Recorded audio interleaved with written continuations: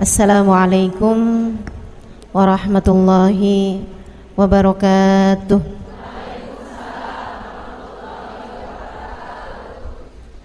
Alhamdulillah. Wassalatu wassalamu ala Rasulillah Muhammad ibn Abdillah wa ala alihi wa sahbihi wa man wala. Subhanaka la ilma lana illa ma 'allamtana innaka antal alimul hakim. Rabbi syrah li sadri wa yassir li amri wahlul 'uqdatan min lisani yafqahu qawli, amma ba'du. Saudaraku sekalian yang saya muliakan, hidup tidak pernah ideal buat siapapun. Catat ini penting. Hidup tidak pernah ideal buat siapapun. Jangan pernah berharap bahwa kamu punya hidup bakalan sempurna, enak terus-terusan, ideal. Enggak ada ceritanya orang punya hidup seperti itu. Enggak yang kaya, enggak yang miskin, enggak yang cantik, enggak yang kurang cantik, enggak yang tua, enggak yang muda, enggak laki-laki, enggak perempuan, enggak orang pinter, enggak orang kurang pinter. Semua orang di atas muka bumi ini hidup dengan paketannya masing-masing. Satu paket, ada senengnya, ada susahnya, ada sehatnya, ada sakitnya, ada disenangi orang, ada juga pasti yang benci sama dia. Kewajaran hidup seorang manusia. Bu, dalam hidup ada hal-hal menyenangkan datang padamu, sebagaimana pasti ada hal-hal yang kurang menyenangkan, yang tidak menyenangkan datang dalam hidupmu. Maka sebagai seorang manusia, kita harus bisa menjadi orang yang beriman pada Allah Subhanahu wa taala, faham bahwa garis hidup kita bukan kita yang garisin. Faham bahwa kontrol kehidupan kita, remote-nya bukan kita yang pegang. Remote-nya dipegang sama yang punya. Remote-nya dipegang sama Sang Pencipta, namanya Allah Subhanahu wa taala, yang telah mengatakan innama amruhu idza arada syai'an ayyaqula lahu kun. Segala urusannya hanya tinggal berkata, apabila menghendaki sesuatu hanya tinggal berkata jadilah, maka jadilah sesuatu tersebut. Remote-nya dipegang sama Allah. Remote hidupmu, Bu. Remote hidupmu, Kak. Yang pegang Allah Subhanahu wa taala, yang telah mengatakan fa'alun lima yurid. Allah Subhanahu wa taala menghendaki segala sesuatu, dialah yang memberikan sesuatu tersebut. Fa'al, Allah lah yang akan melaksanakan lima yurid, apapun yang dikehendaki oleh Allah Subhanahu wa taala. Allah memberi kepada hidupmu apa yang Dia mau, bukan apa yang kamu mau. Allah menentukan untuk kehidupanmu apa yang Allah kehendaki, bukan apa yang kamu inginkan. Makanya gak ada orang yang jalanin hidupnya dengan ideal. Gak ada orang yang hidupnya sehat terus-terusan, kaya terus-terusan, dicintai sama semua orang. Gak ada. Satu-satunya orang yang hidup di atas muka bumi ini gak pernah sakit ada, Bu, satu orang aja. Namanya ada, namanya Fir'aun. Fir'aun itu gak pernah sakit kepala, gak pernah mules. Fir'aun gak pernah panuan, gak pernah flu. Fir'aun gak pernah sakit mata, bintitan, gak pernah. Fir'aun dalam hidupnya gak pernah kena sakit. Makanya Fir'aun, Bu, ketika membaca di kitab-kitab terdahulu bahwa alam semesta ini ada pengendalinya, Allah Subhanahu wa taala. Allah nggak pernah sakit. Fir'aun ngerasa, kok kayak saya ya? Fir'aun apabila menghendaki sesuatu terjadi. Dia kalau bilang melangit hujan, Bu. Fir'aun. Makanya Fir'aun ngaku innama ana rabbukumul a'la. Ana rabbukumul a'la, kata Fir'aun. Saya nih Tuhan kalian yang paling tinggi. Ibu-ibu saudariku sekalian saya muliakan, para ulama menyampaikan, kalau ada orang zaman sekarang dikasih kelebihan kayak kelebihannya Fir'aun, dia juga sepertinya akan mengaku saya adalah Tuhan kalian. Karenanya kita nih sama Allah hidup dikasih kesulitan, dikasih kekurangan, dikasih aib-aib, dikasih kecacatan dalam kehidupan kita adalah agar kita menjadi hamba yang tidak sombong. Saya kalau lagi ngerasain sakit, Ustazah pakai sakit juga. Loh, saya kan orang. Sakit, setahun yang lalu saya sakit, Bu. Berat. Ada antara tulang belakang saya ini, bagian tulang belakang, lumbal yang nomor 5, apa gitu ya, yang nomor 5 itu di belakang sana itu pecah. Sakitnya luar biasa, sampai harus kemudian jalanin operasi. Kalau ibu-ibu ada yang pernah ketemu saya tahun lalu, nah itu saya kemana-mana pakai kursi roda, habis itu terus pakai tongkat. Alhamdulillah sekarang udah mulai lepas tongkat dari lebaran kemarin. Cuman ya gitu, nggak bisa duduk di bawah, dan kalau duduk juga harus banyak sandaran-sandarannya. Begitu ya. Teman-teman sekalian, ketika saya sakit, saya selalu ngingetin diri saya, dalam hidup kita harus ngerasain sakit biar kangen sama surga. Kalau kita hidup sehat terus, seneng terus, bahagia terus, semua berjalan enak semuanya, kapan ada ceritanya kita kepengen sama surga? Kita bakalan kepengen hidup lama. Kita jadi berharap hidup kita tuh terlalu panjang umurnya, nggak ada kangen-kangennya sama Allah, nggak ada kangen-kangennya sama Rasulullah, nggak ada kangen-kangennya sama surga. Makanya sama Allah dikasih hidup terkadang miskin, buat ngingetin kamu kalau mau kaya tar sekalian di akhirat. Kalau lagi sakit, itu Allah lagi mau ngingetin kamu, tuh namanya hidup di dunia ada sakitnya. Kalau kamu kepengen badan kamu enak terus, sehat terus, tar di akhirat. Kalau kamu bisa bagus hidupnya di dunia, kamu akan bisa merasakan kesenangan di akhirat. Insya Allah. Jadi nggak apa-apa, ya, nggak apa-apa. Dalam hidupmu datang kesusahan, dalam hidupmu datang sakit, dalam hidupmu datang kesulitan, dalam hidupmu ada yang gak seneng sama kamu, itu gak apa-apa. Gak apa-apa. Hal yang harus kamu lakukan adalah belajarlah buat bisa berdamai dengan takdirnya Allah, sepahit apapun takdir tersebut kamu rasakan. Insya Allah, kalau kamu bisa menjalani setiap takdir yang datang dalam kehidupanmu dengan cara yang terbaik, maka wal aqibatu lil muttaqin.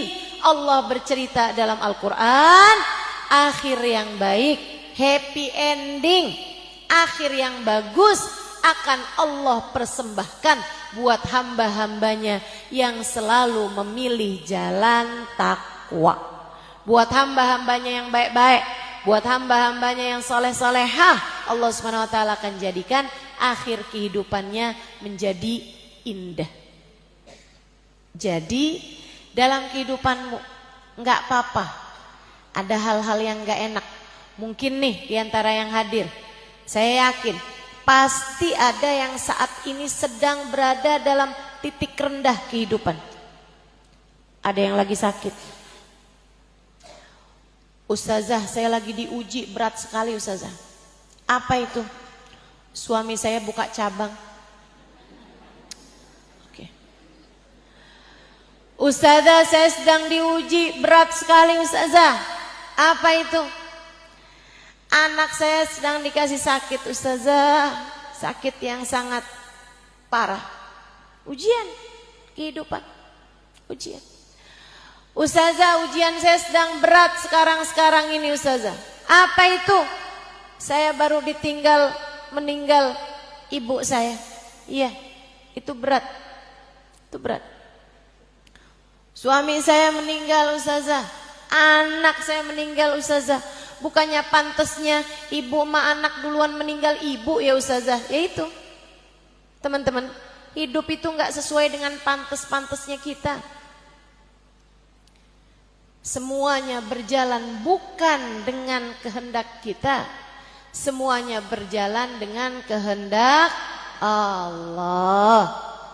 Maka yuk belajar biar bisa jadi orang yang mampu hidup dengan damai, menjalani setiap episode yang datang dalam kehidupan kita. Tiap waktu yang datang dalam kehidupan kita di atas muka bumi ini dengan cara yang terbaiknya.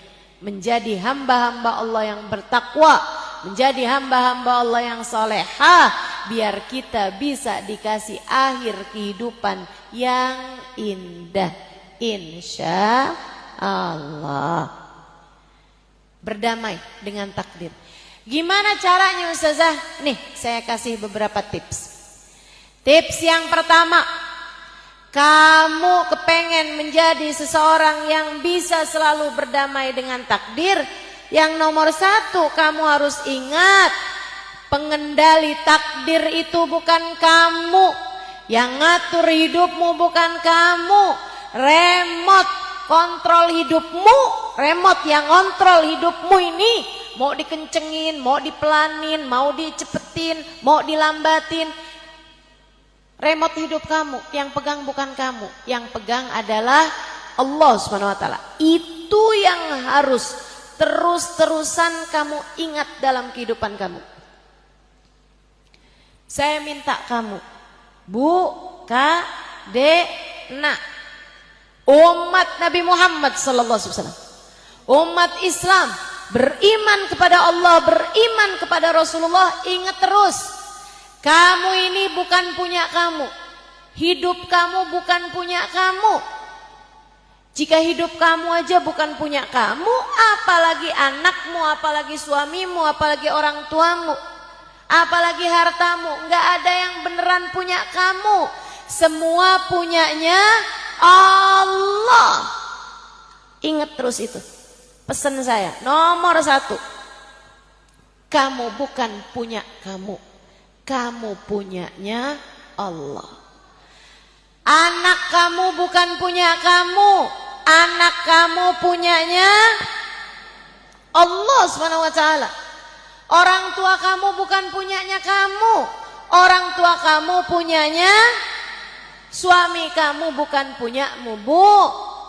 Dia adalah miliknya Allah. Rumah kamu, harta kamu, kendaraan kamu, HP kamu, nggak ada yang punya kamu.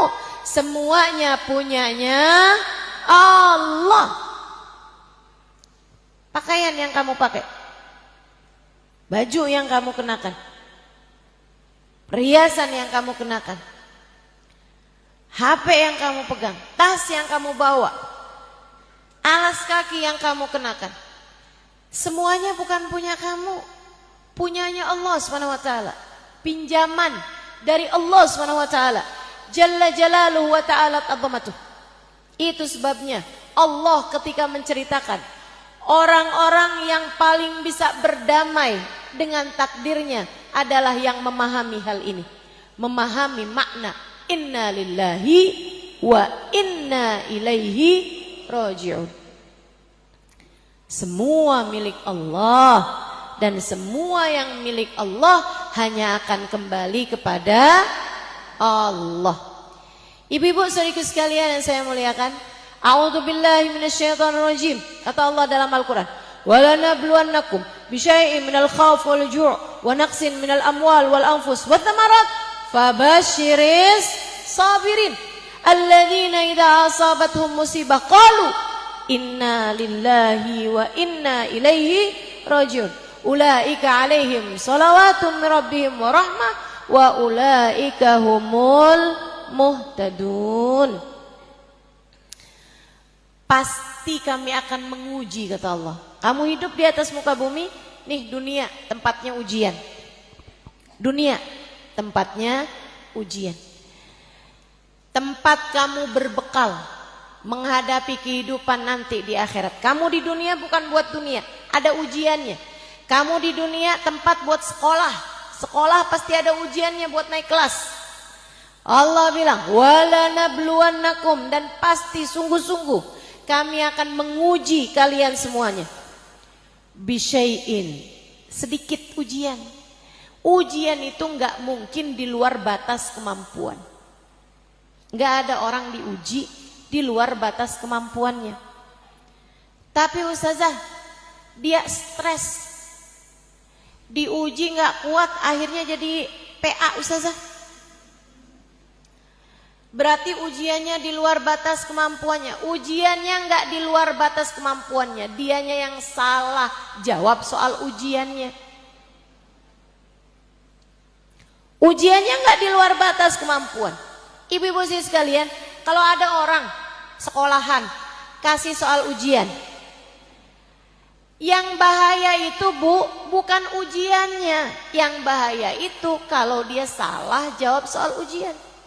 Kalau ada orang dibagiin soal ujian, bukannya dia jawab soal ujiannya, dia malah robek-robek soal ujiannya, apa nggak dikeluarin dari sekolahan? Dikeluarin. Demikian keadaannya. Bukan berbahaya ujiannya, tapi yang bahaya adalah kalau salah dalam menjawab ujiannya.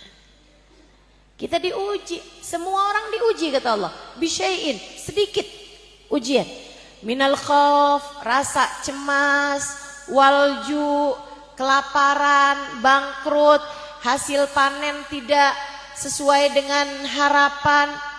Dalam kehidupan pasti ada begitunya.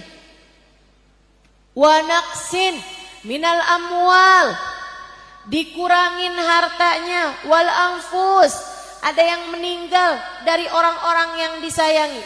Wathamarat, hasil panennya, hasil buah-buahannya nggak cukup, nggak bagus, berkurang semuanya. Hasil dagang, hasil usaha berkurang. Fabasyiris sabirin, kata Allah, menghadapi berbagai macam kehidupan yang gak enak ini, berikanlah kabar gembira bagi yang mampu sabar, bagi yang mampu berdamai, bagi yang tetap tenang hati saat badai kehidupan membuatnya jatuh dan terhuyung-huyung. Badai kehidupan membuatmu gak stabil, begitu ya? Kamu harus tetap bertahan. Sabar kata Allah. Siapa yang sabar? Alladzina idza asabathum musibah qalu inna lillahi wa inna ilaihi raji'un.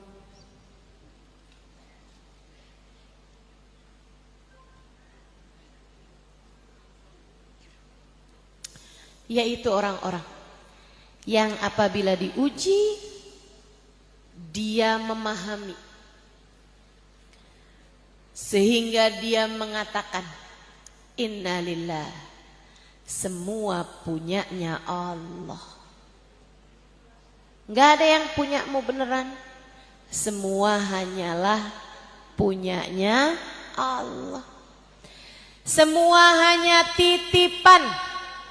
Kamu tidak benar-benar memiliki, kamu hanya dititipi. Dan kalau urusan dititipi, belajarlah jadi kayak tukang parkir. Ibu pernah lihat tukang parkir Indomaret? Yang biasanya kalau kita markirin datang nggak ada, pas kita pulang baru kelihatan gitu. Belajar dari tukang parkir.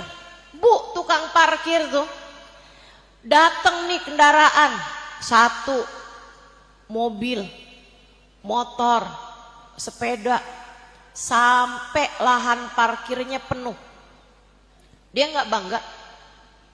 Dia nggak pernah bilang, liatin tuh, ada mobil, ada motor, ada bebek, ada sepeda, lengkap tuh, liatin. Dia nggak bangga, walaupun parkirannya penuh. Habisnya itu keluar satu demi satu, sampai kosong sekalipun dia nggak pernah sedih. Ada motor keluar, ya udah. Ada mobil keluar, ya udah. Lahan parkirnya penuh, dia nggak kesenengan. Lahan parkirnya kosong, dia nggak sedih. Dia nggak depresi, dia nggak stres. Kenapa gitu? Karena dia merasa semua kendaraan yang terparkir di sana bukan miliknya. Dia tidak pernah memiliki, dia hanya dititipi. Saudara sekalian saya muliakan, ada orang-orang di atas muka bumi ini yang kayak gitu. Punya banyak, nggak sombong.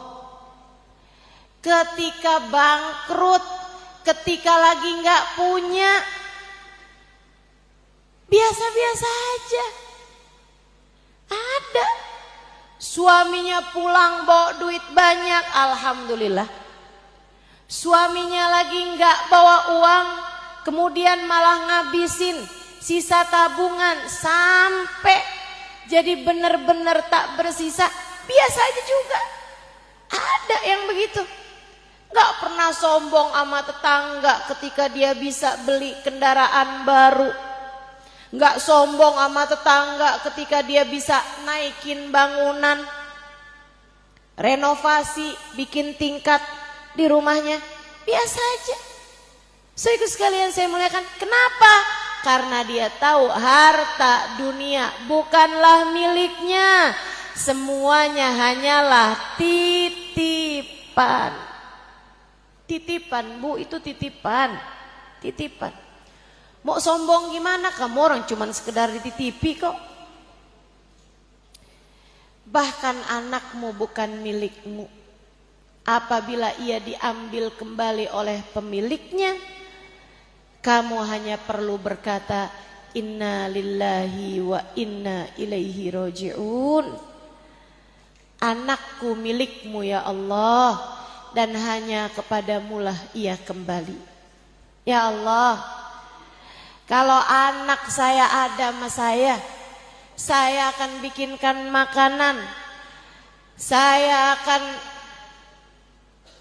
layani anak saya sebisa saya berusaha buat nyenengin anak saya ya Allah. Tapi sekarang anak saya yang kau ambil kembali di sisimu, saya hanya minta padamu ya Allah, tolong jamulah anak saya di sisimu dengan seindah-indah jamuan. Tolong layani anak saya ya Allah dengan seindah-indah pelayanan. Gitu caranya. Saat suami kamu diambil di sisi Allah Subhanahu wa taala, Kamu hanya perlu bilang, inna lillahi wa inna ilaihi roji'un. Ya Allah, ketika saya masih menjadi istrinya, saya akan berusaha untuk melayaninya sekemampuan saya ya Allah. Saya masakkan buat dia, saya cucikan bajunya, saya buatkan kopinya.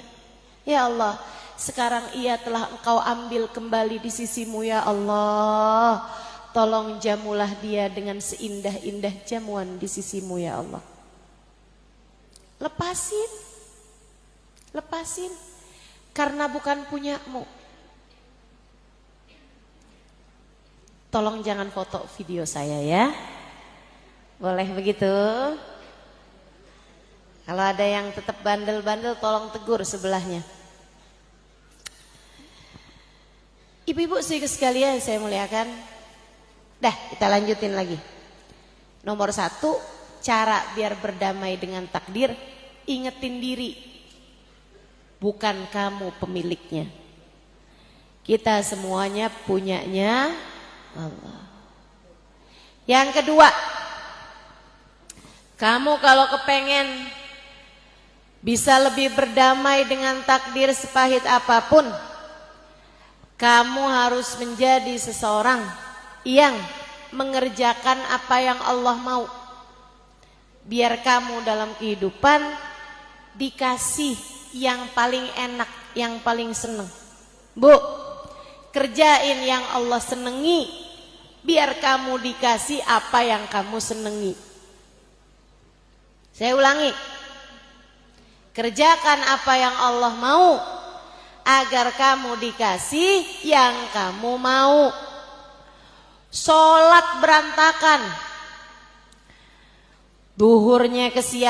subuhnya kesiangan, duhurnya kesibukan, asarnya kemagriban, maghribnya keisaan, isanya ketiduran. Terus kamu berharap hidup berjalan seperti yang kamu mau. Gimana ceritanya? Gimana ceritanya? Itu ibarat kata kayak orang yang gak ikut-ikutan sekolah, kemudian berharap bisa dapat ijazah. Jauh banget lah ceritanya. Gimana kamu bisa lulus ujian jika bahkan kamu sekolah pun enggak gitu. Sekolah yang benar, kerjain di hidup di dunia ini yang benar. Perintah Allah kerjakan, dosa tinggalkan. Kamu menjadi hamba Allah yang bertakwa. Kalau kamu bertakwa, seperti yang tadi saya bacakan, Allah mengatakan wal aqibatu lil muttaqin. Akhir yang baik Allah akan berikan kepada hamba-hambanya yang bertakwa. Judulnya nih, berdamailah. Berdamai dengan takdir karena Allah punya rencana yang terbaik. Bu, rencana yang terbaik dari Allah itu hanya akan Allah berikan kepada orang-orang yang selalu melaksanakan rencana Allah bagi hambanya yang beriman, yaitu perintah-perintah Allah. Dia kerjakan perintah Allah, itu rencananya Allah, garis hidup yang Allah tetapkan.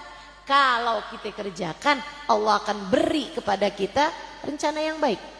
Allah akan beri kepada kita seindah-indah takdir. Allah akan beri kepada kita akhir yang bagus dalam segala urusan. Bukan buat semua. Kamu berharap, mohon maaf, kamu berharap koruptor dikasih akhir kehidupan yang bagus? Enggak, tentu saja. Kamu berharap orang-orang yang jahat-jahat di atas muka bumi ini mau dikasih akhir kehidupan yang bagus? Mau dikasih happy ending, mau dikasih rencana Allah yang indah? Ya enggak lah Bu. Tentu saja akhir yang baik, kehidupan yang indah hanya akan Allah berikan kepada hambanya yang bertakwa. Jadi kamu kalau kepengen berhasil melampaui semua ujian dengan cara yang terbaik, hingga akhirnya Allah berikan kepadamu kehidupan yang indah, hingga akhirnya akhir kehidupanmu dikaruniai kehidupan, akhir kehidupan yang indah. Kamu harus menjadi hamba Allah yang bertakwa, tinggalkan dosa, kerjakan semua perintah Allah Ta'ala. Sholatmu jagain yang bagus. Duhur, asar, maghrib, isya, subuh, pentingin. Jangan hanya gara-gara kondangan, sholatnya juga ikut kondangan. Jangan hanya gara-gara jalan-jalan, sholatnya juga jadi ikutan jalan. Jangan hanya gara-gara sibuk urusan belanja, sholatnya kemudian jadi ketinggalan. Enggak gitu caranya jalanin hidup, Bu. Enggak gitu caranya jalanin hidup. Pentingin Allah, Allah akan mementingkanmu. Jelas? Jelas? Ibu-ibu yang di luar jelas? Pentingin Allah, maka Allah akan mementingkanmu. Utamakan Allah, maka Allah akan memuliakanmu. Bagaimana kamu berharap Allah akan mengutamakanmu, memuliakanmu, jika bahkan kamu tidak melaksanakan perintah Allah dalam hidupmu? Yang bagus hubungannya sama Allah. Bangunlah di waktu malam, mulailah mengerjakan tahajud. Bu, uban udah mulai banyak di rambutmu. Kalau kamu belum mulai tahajud juga, mau nunggu kapan? Kalau kamu belum memperbaiki hubungan antaramu dengan Allah Subhanahu wa Ta'ala, apa yang kamu tunggu? Tardah, saya mau mulai tahajud. Hari pertama saya masuk dalam kuburan. Begitu? Nggak bisa. Begitu datang ajal menjemputmu, semuanya menjadi terlambat. Nggak bisa kamu benahi hubunganmu dengan Allah kalau sudah keduluan ajal datang menjemputmu. Nah masalahnya, ajal yang datang menjemput nih kamu nggak tahu kapan datangnya. Bisa besok, bisa seminggu lagi, bisa sebulan lagi. Betul Bu? Pernah ketemu nggak orang? Kamu masih ketemu sama dia kemarin, besoknya kamu dengar dia meninggal? Pernah? Pernah? Bisa jadi itu akan menjadi kehidupan kamu juga. Bisa jadi saat kamu meninggal dunia, tetanggamu bilang, ya ampun baru ketemu kemarin di tukang sayur, sekarang udah meninggal aja. Bisa jadi. Kita nggak tahu kapan ajal datang menjemput kita. Maka karena kita nggak tahu kapan waktunya, mendingan siap-siap aja. Benerin hidup kamu, bagusin hidup kamu, sholatmu bagusin, ibadahmu bagusin, hubungan sama orang-orang bagusin, berbuat baik sama siapapun. Nah insya Allah, Allah akan selalu memberikan kepadamu kehidupan yang indah, rencana yang indah. Insya Allah kita akan dikasih hal-hal terbaik dalam kehidupan jika kita melakukan yang terbaik dari perintahnya Allah Subhanahu wa Ta'ala. Jadilah hamba Allah yang solehah, hingga Allah pun akan selalu berbuat kebaikan-kebaikan bagimu. Insya tinggalin dosa, Dek. Tinggalin dosa. Bu, tinggalin dosa. Enggak usah ngambil hutang riba. Jangan pernah kepikiran buat ambil pinjol. Jangan pernah tertarik sama ngambil hutang-hutang. Ibu-ibu sekalian, dengerin omongan saya. Sesedikit apapun rezeki yang Allah bagi kepadamu cukup untuk membiayai hidupmu. Namun sebanyak apapun rezeki yang Allah kasih, gak bakalan cukup untuk membiayai gaya hidupmu. Maka kalau pengen hidup tenang, hidup damai, jangan banyak gaya. Jelas? Jelas? Nggak apa-apa kok kalau kamu nggak punya baju yang dipunyai tetangga kamu. Nggak apa-apa kalau kamu nggak punya tas yang dipunya sama ipar kamu. Nggak apa-apa kalau hari lebaran nggak ganti gorden, nggak apa-apa. Nggak apa-apa. Kalau emang duitnya nggak ada, nggak apa-apa Bu. Jangan maksain diri.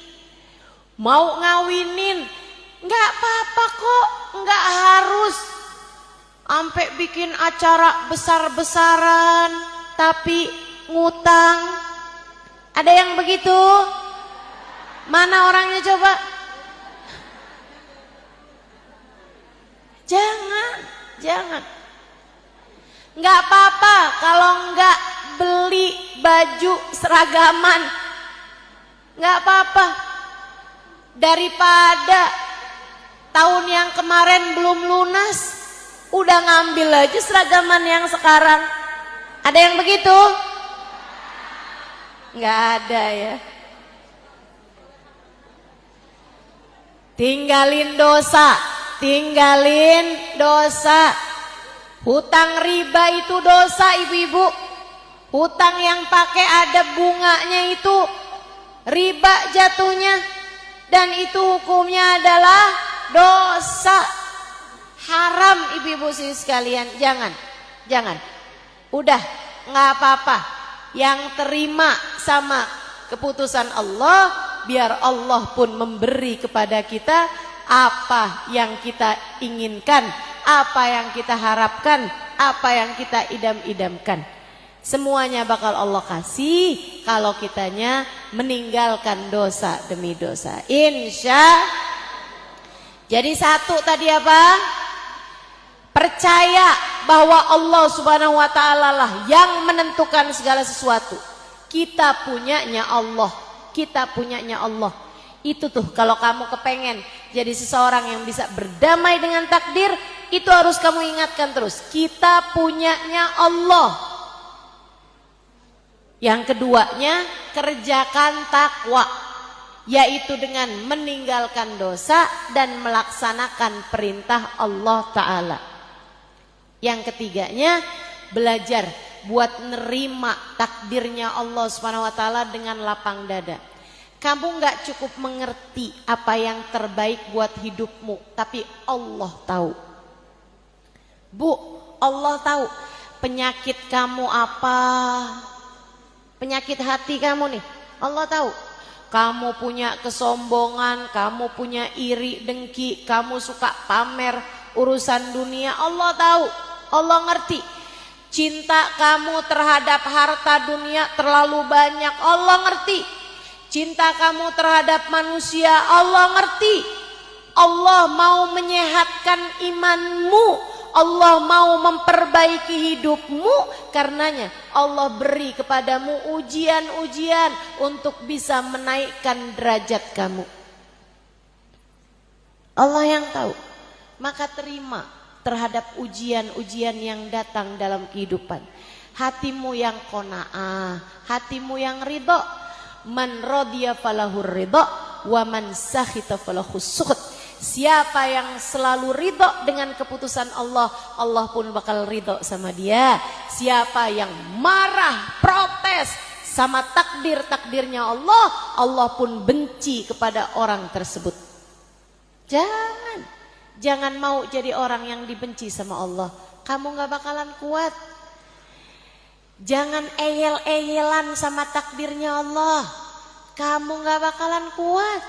Diterima aja takdirnya Allah dengan lapang dada, maka insya Allah keadaan kamu akan jadi tenang, damai, dan kamu akan melewati semua ujian dengan cara yang terbaik.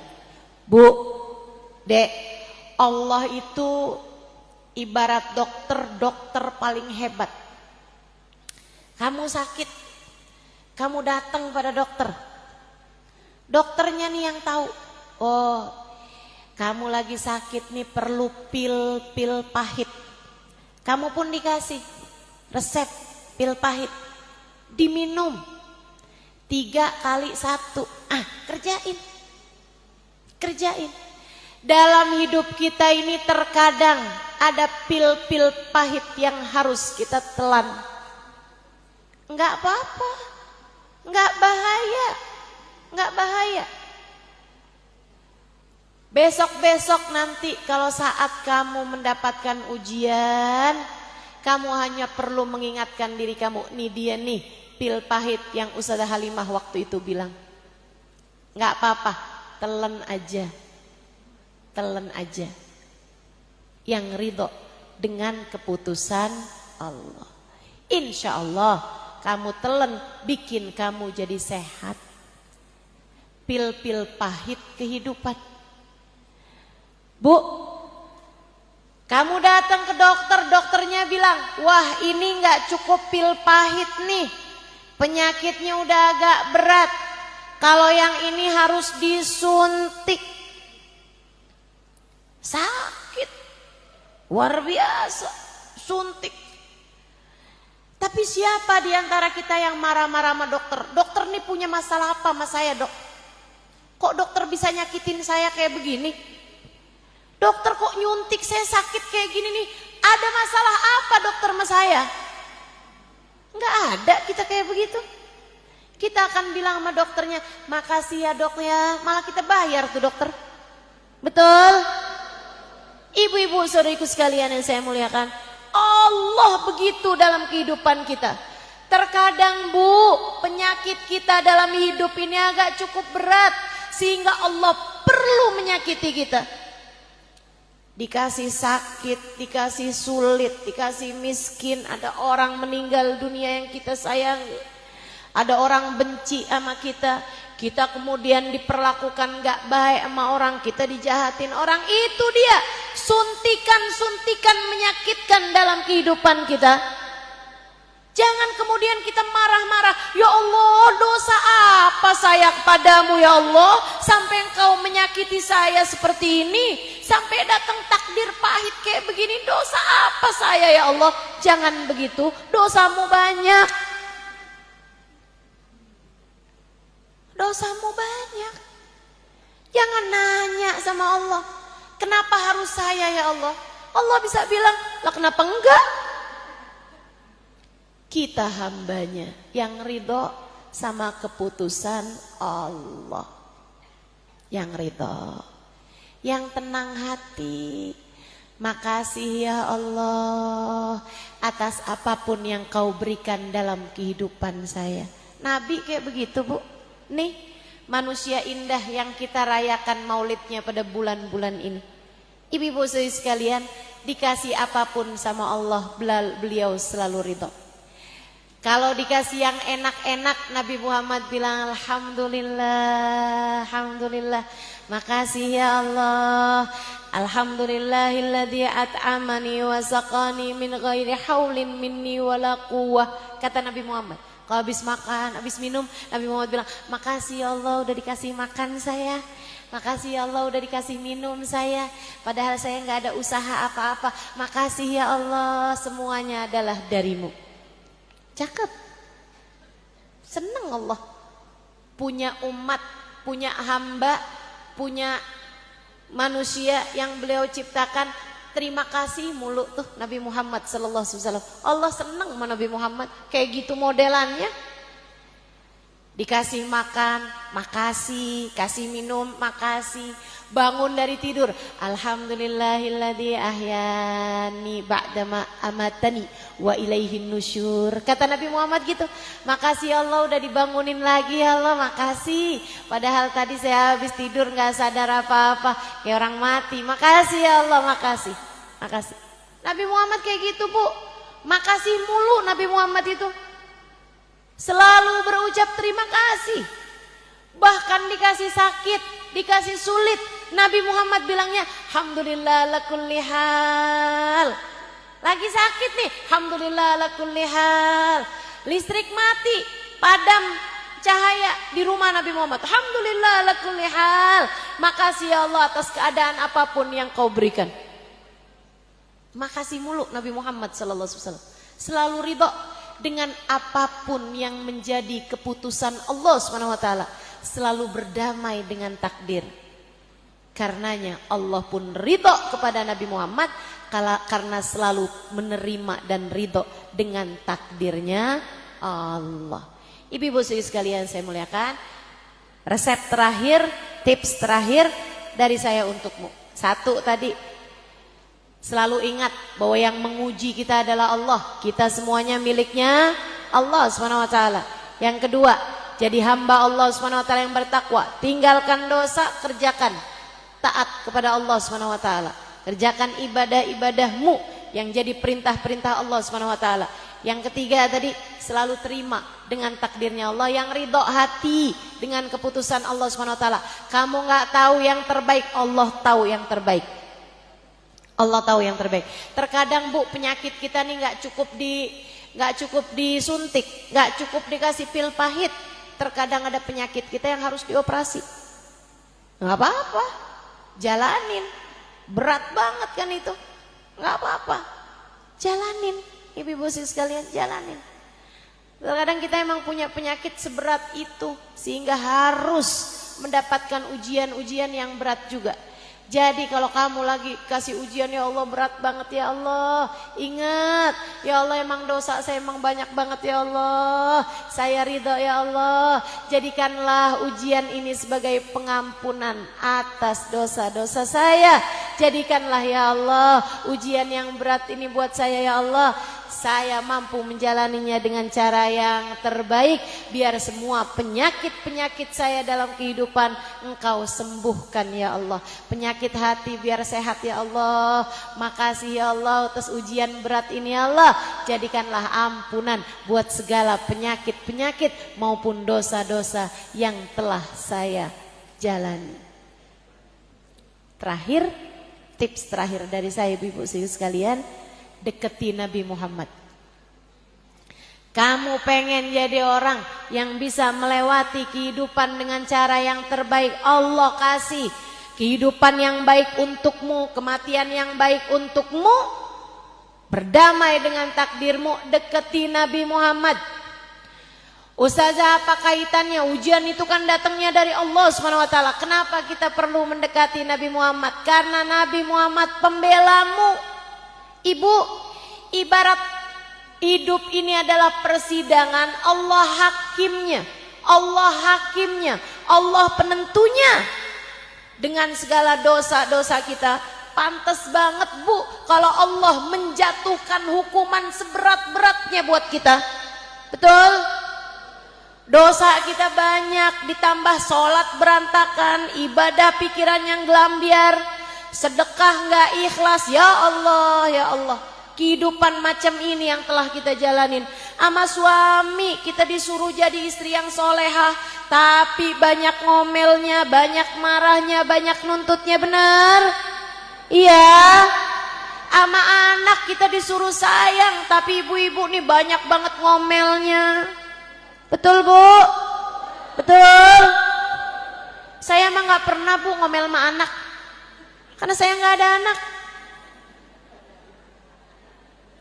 Ibu-ibu sekalian yang saya muliakan, nih kita dengan kehidupan yang semacam ini, kita dengan dosa-dosa yang menggunung ini, kalau Allah memutuskan hukuman yang berat, andai Allah putuskan kesengsaraan bagi kita, dunia hingga akhirat, rasanya kita pantas mendapatkannya.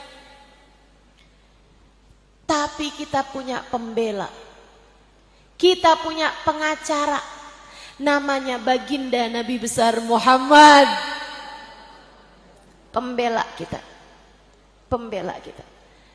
Deketin pembela kita, deketin pengacara kita. Nih kita berada di bulannya Nabi Muhammad sallallahu alaihi wasallam.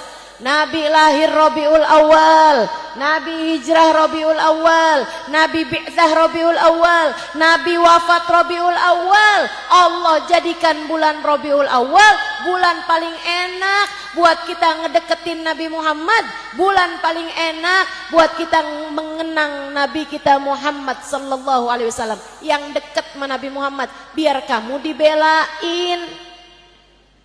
Biar kamu dibelain. Ketika Allah mau memutuskan hidupnya biar susah, kebanyakan dosa, sebelum Allah memutuskan, ya Allah tunggu dulu ya Allah, dia umat saya, ampuni aja dosanya ya Allah, kasih dia kesempatan lagi ya Allah, kasih dia kesempatan lagi ya Allah, dia umat saya ya Allah, saya sayang padanya ya Allah. Begitu, wahai Muhammad, iya ya Allah, berikan kesempatan padanya ya Allah. Dan itu yang selalu Nabi Muhammad lakukan buat kita umatnya. Di masa hidupnya, Nabi selalu mengangkat tangannya, Bu, doain kita umatnya. Sayyidah Aisyah mengatakan, farrahtun Nabi sallallahu alaihi wasallam dzati yaum. Satu waktu saya bikin senang hatinya Nabi Muhammad sallallahu alaihi wasallam. Nabi karena saya senengin, Nabi doain saya. Nabi itu gitu Bu, kalau disenengin sama orang, Nabi doain orang yang nyenengin Nabi.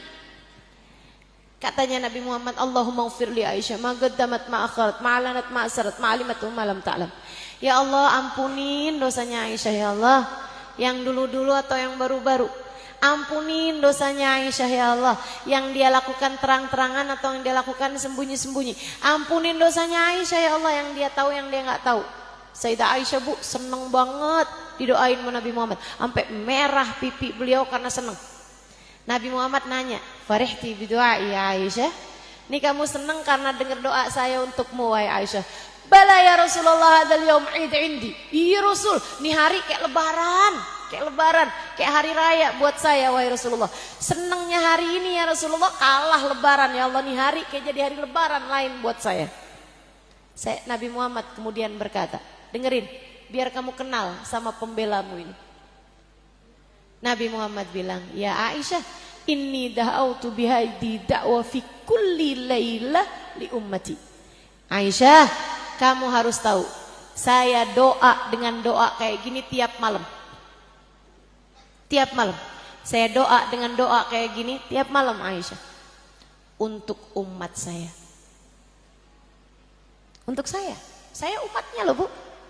Buat kamu umatnya.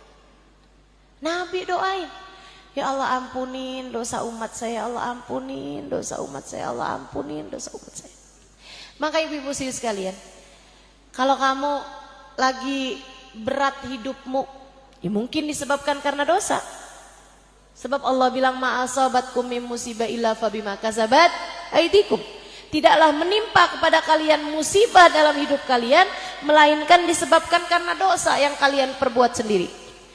Kalau kamu lagi kepikiran mendosa anakmu, ya Allah, anak saya nih Allah kok susah banget ya, diajakin sholat susah, diomongin susah.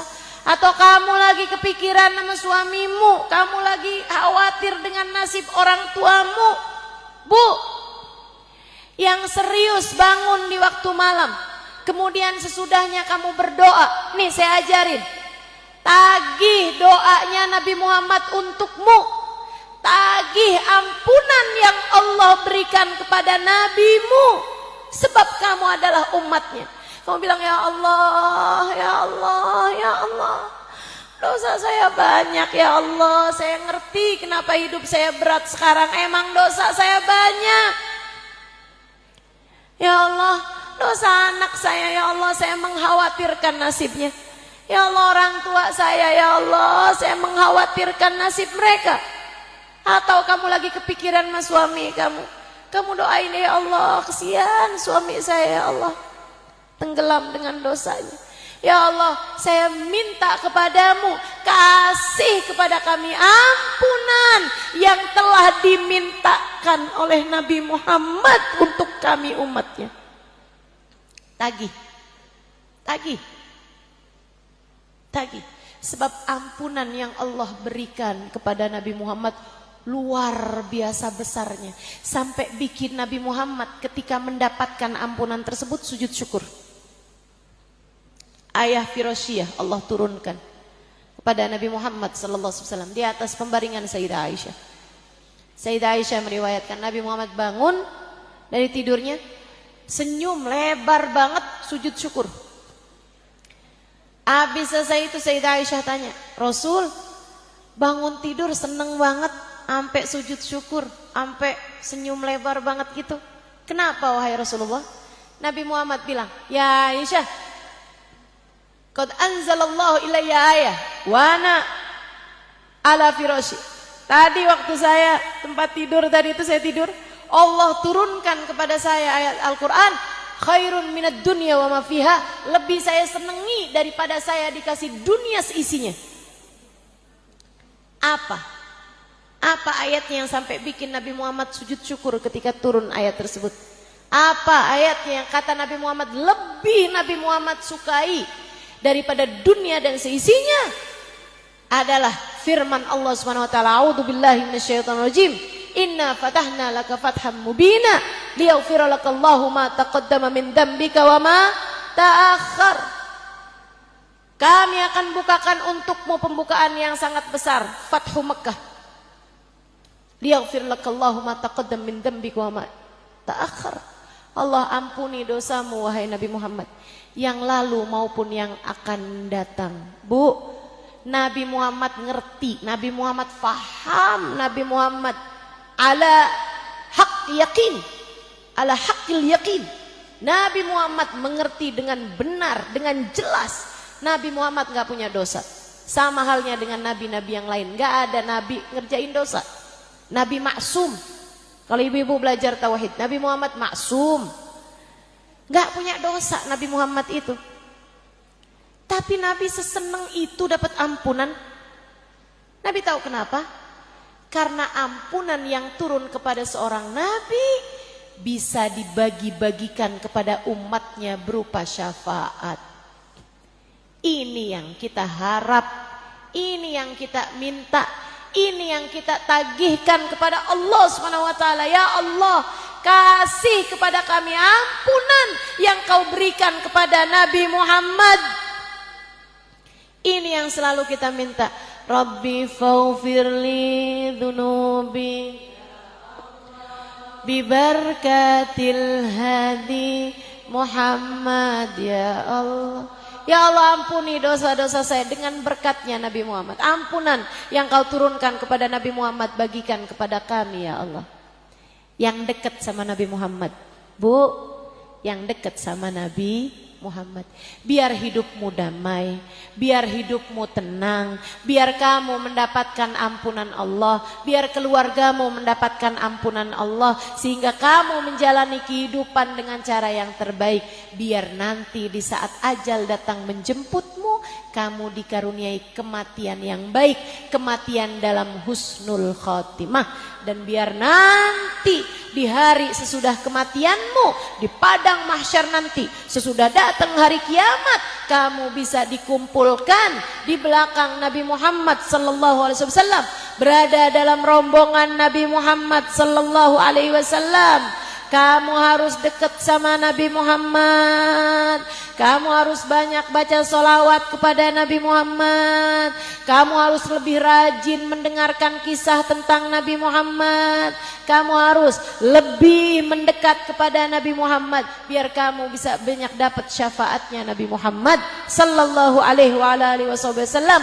Mudah-mudahan apa yang saya sampaikan tadi ini bisa bermanfaat bagimu, bisa menjadi penyebab kamu menjalani kehidupan dengan cara yang terbaik. Ala hadhihi niyah wa bikulli niyatin salihah jami'ah syamilah ila hadratin Nabi Muhammad sallallahu alaihi wasallam. Al-Fatihah.